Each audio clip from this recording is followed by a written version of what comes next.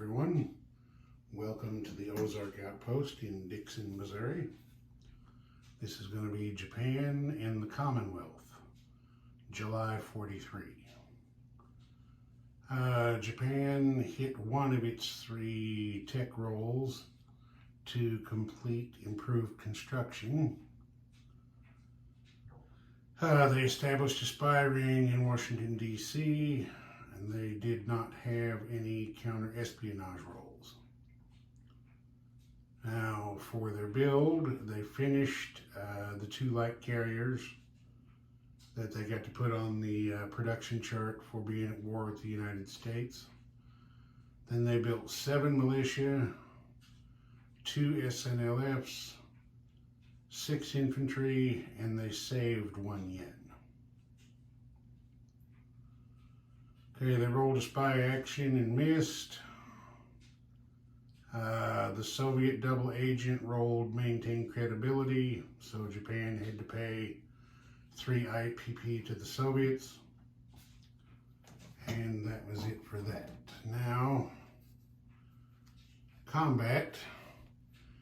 There was 1 infantry here and 2 infantry here. The commander was also over here. So they converged on northern Manchuria for an attack and were successful, as you can see. I don't know, you can't see. And were successful without taking any losses themselves. So they returned that zone to their own control. Then they decided to take care of some business down here in China proper. Troops from Peking and Rihe attacked Suyan. As you can see, they won the battle. Doing so cost the Japanese 2 infantry. But you see now they've taken this shoulder off of the Chi-Com. I knocked that thing over again. That happens. I can't tell a lot of times how close I am to things. I have very poor depth perception. Okay, so this, like I said, they took this shoulder off of the Chi-Com position, so barring some major breakthrough, Rihe and Manchuria now are pretty secure. They tried to go 1 territory too far, as it were. The troops here in Hopei attacked Shensi and lost. The Japanese lost 2 mountain infantry, 3 artillery, and a light tank. And then they had 2 light tanks, and their commander retreated back to Hopei. So more or less, they, I think the Chi-Coms had 3 militia in Shensi as well, and that's essentially what they did, was they killed the 3 militia. But it cost them quite a bit getting that done. That was it for land combat. Over here, this submarine raided the Manila line and missed. The Japanese, for non-combat moves, as you can see here, it's kind of crowded down there.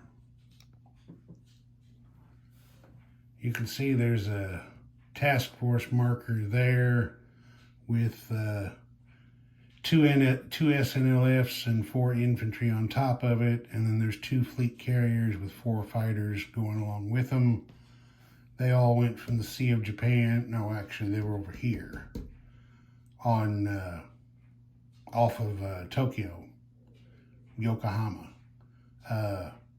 They went down to Formosa. So they moved a lot of capital ships, and that's cost them a good chunk of oil. They didn't do any other non-combat moves. The Japanese spent 10 oil this turn and only collected 3. So then, as you can see here, their build, they got 2 Marines and 2 SNLFs up here. They've got an infantry over there at Tokyo.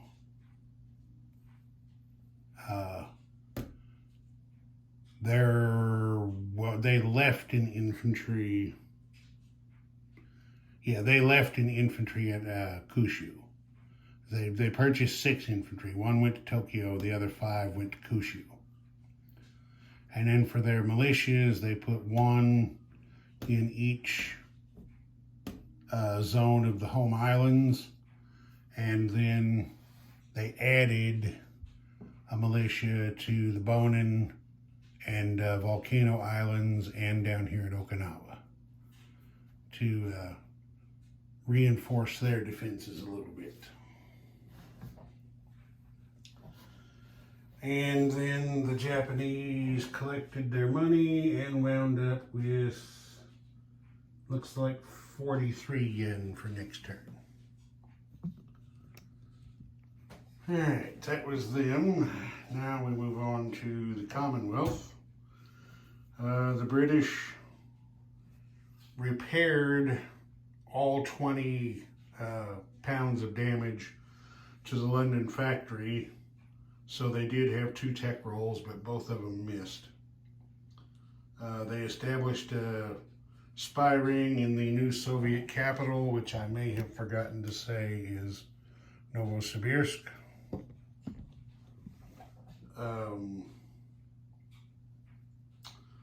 They doubled the Soviet spy in London. So he's now working for MI5. Only Comrade Beria doesn't know that. Okay, as I mentioned, they repaired the 20 damage to the London factory. That left them with just enough money to build 2 colonial infantry. Far East Command built 2 Gurkhas, 2 infantry, 1 colonial infantry, and 1 militia. Anzac built 1 infantry, 1 colonial infantry, 2 militia, and saved $1. Okay, for combat, shift the camera down here. I think we can see everything pretty good there.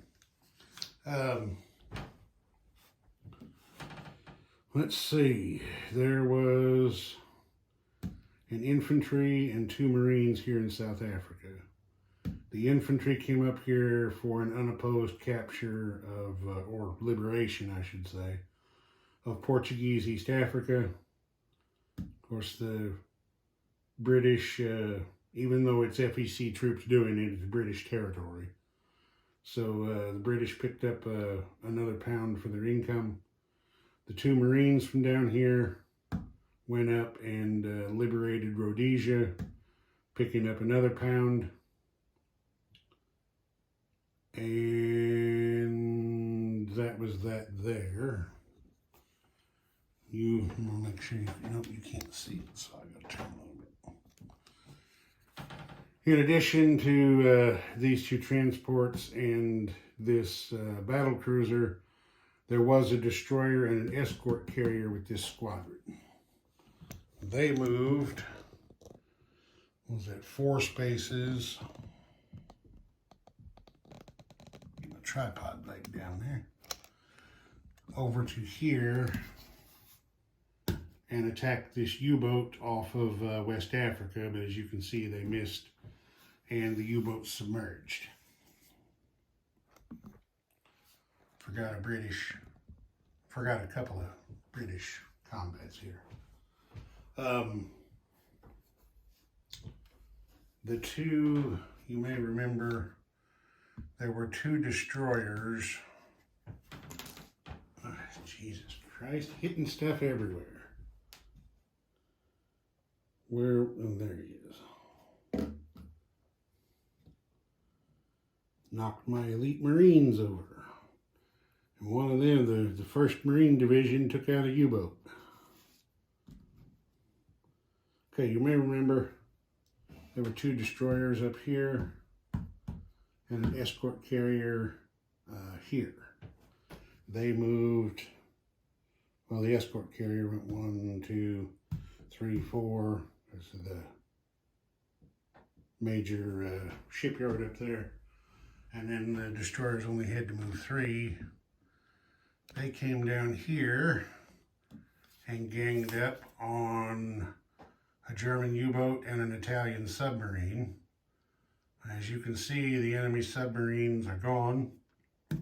So is one of the British destroyers.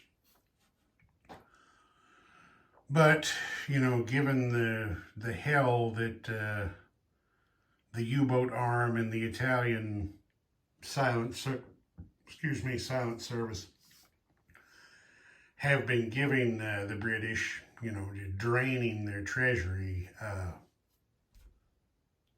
losing one destroyer to take out those 2 subs, and the Royal Navy probably got off pretty cheap there.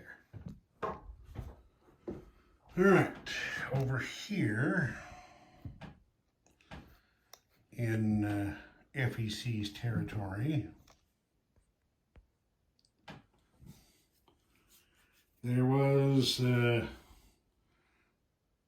rest of the Indian squadron here, along with the transport.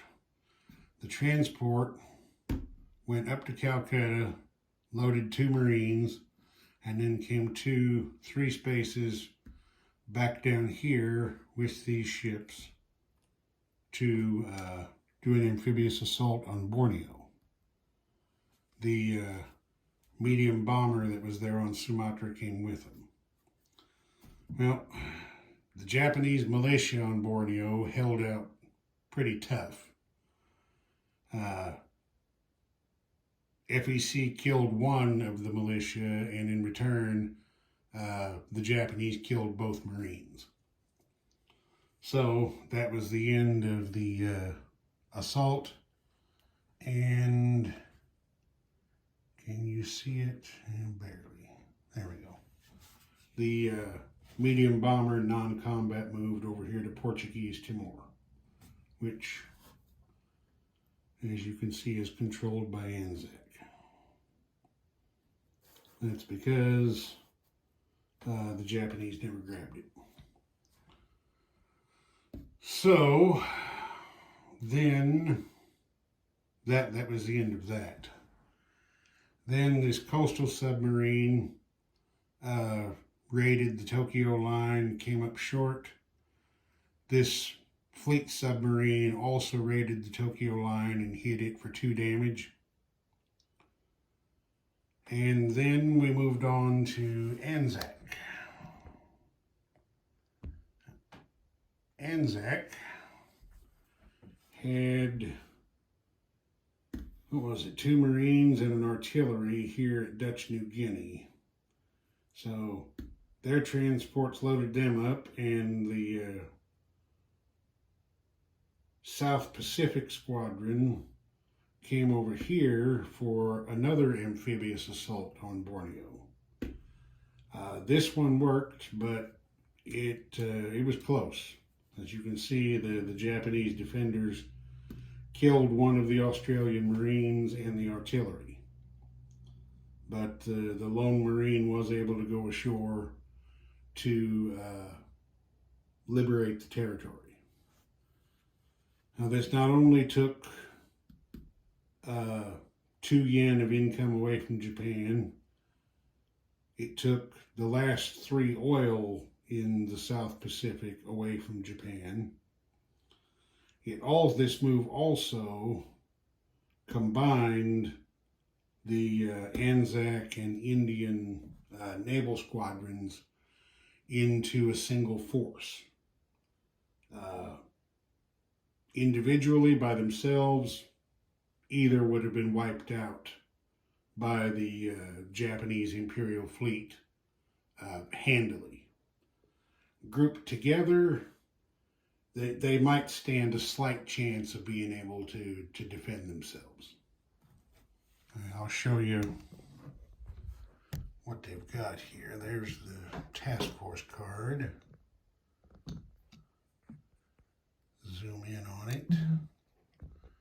So you can see here, between the two of them, they have 2 escort carriers with 2 fighters, a battleship, a battle cruiser, 2 heavy cruisers, a light cruiser, and 2 destroyers. It's not a hell of a lot, but like I said, you know, hanging out down here by themselves, you know, the Japanese could have, you know, taken both of them out without any problems. Okay, non-combat moves. This transport had been over here. It took the 2 Marines from Sydney and dropped them here in Western Australia.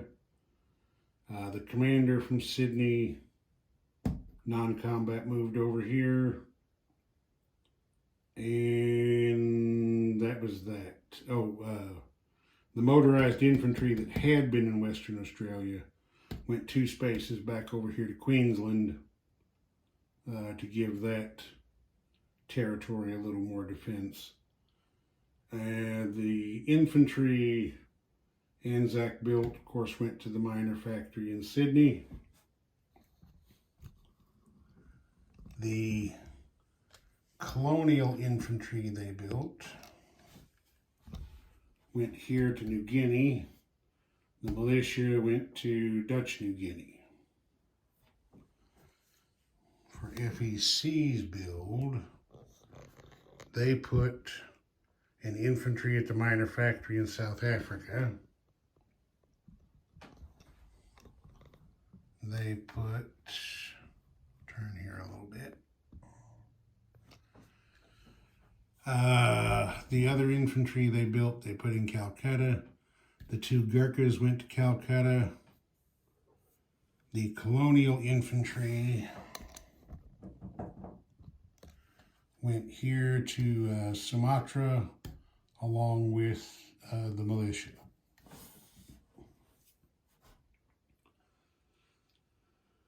And I think that was that. I think so. Okay, so as long as we're over here, I'll go ahead and do it. I've moved things around. I've rearranged my game table a little bit. Now I've got production charts and battle boards on both sides of the table. I've rearranged. Yeah, I've rearranged my task force cards. There's a few over here. The rest I consolidated in that corner up there. I've got another dice tray coming, so I can have dice and dice trays on both sides of the board, so I can just move myself and the camera around easier and faster. Because I've decided the next game that I do, I'm gonna go back to my old video format rather than just doing a recap of highlights. I'm gonna go ahead and film as I play. I don't know. To me, it just seems like it would be more enjoyable for the viewer that way. You get more. I think I would be providing more and better content doing it that way than just doing these recaps. But I mean, if you guys disagree, if you prefer this format as opposed to the old one, let me know in the comments. Anyway, FEC has 19 rupees for next turn. Anzac has $8. And for right now, until somebody decides to beat up on them and try to convoy raid and so forth, I think the British have 38. Let me double check that. Yeah, the British have 38 pounds in their bank. Let's see, then I think the only thing that leaves is oil expenditure. The British spent 4 oil and collected 3 for a net deficit of 1. FAC and Anzac spent 5 and collected 7 for a net gain of 2. All right, that's it for this one. Ozark Outpost, over and out.